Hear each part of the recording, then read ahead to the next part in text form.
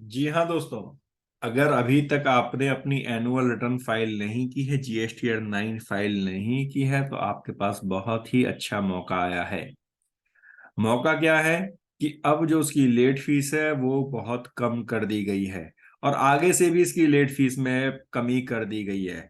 तो बहुत ही अच्छा है। अगर अभी तक आपने अपनी पुरानी भी GSTR 9 फाइल नहीं की है तो वो भी आप अब फाइल कर सकते हो।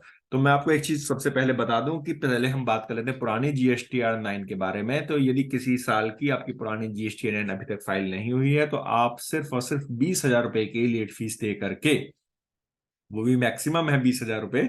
जैसा कि आप जानते हैं 200 रुपये पर डे की लेट फीस लगती है।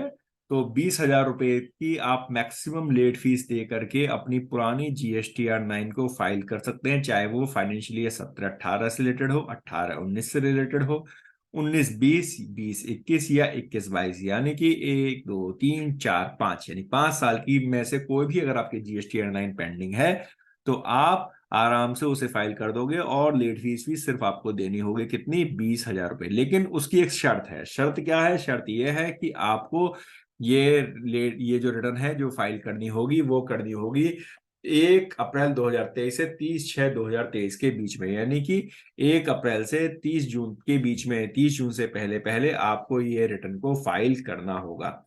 दूसरा, ये तो हो गई पिछले सालों के बारे में। अगर मैं अब करंट की बात करूं कि भाई अब क्या है इस समय, तो अब इन्होंने जो नया इन्होंने बेनिफिट दिया है वो बेनिफिट ये है कि आप, यदि आपकी टर्नओवर 1 करोड़ रुपए से कम है, सॉरी 5 करोड़ रुपए से कम है, तो आपकी जो लेट फीस लगेगी वो लगेगी सिर्फ 50 रुपए पर डे की, यानी कि 50 रुपए पर डे की आपकी लेट फीस लगेगी, subject to maximum of 0.04% of turnover. और मैक्सिमम जो होगी वो 0.04% ऑफ टर्नओवर ही होगी।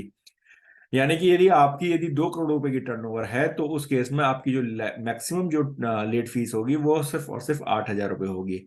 इसी प्रकार यदि आपकी टर्नओवर 5 करोड़ से 20 करोड़ के बीच में आती है तो 100 रुपए पर डे की लेट फीस है, लेकिन जो मैक्सिमम है वो है 0.04% ऑफ टर्नओवर।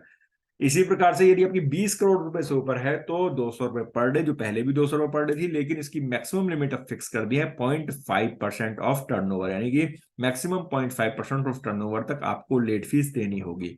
तो दोनों चीजों का है। पहली बात तो अगर पिछले सालों की रह गई है तो तुरंत फाइल करा दें 20,000 रुपए की लेट फीस दे करके, और आगे के लिए भी ध्यान रख लें कि अब लेट फीस पहले के मुकाबले कम होगी। लेकिन हाँ, इसका मतलब ये नहीं है कि आप लेट ही रिटर्न को फाइल करें।